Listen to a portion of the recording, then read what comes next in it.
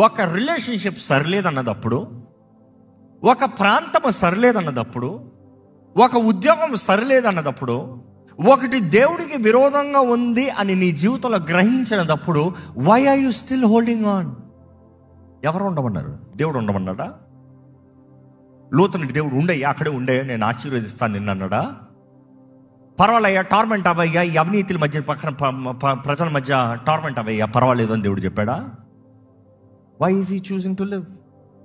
ఈరోజు మనము కూడా ఎందరమో క్రీస్తు రక్తము ద్వారా కడగబడ్డామంటూ, దేవుని బిడ్డలం అంటూ పాపంతో రాజీ పడుతున్నాం, పాపపు కార్యాల్లో రాజీ పడుతున్నాం.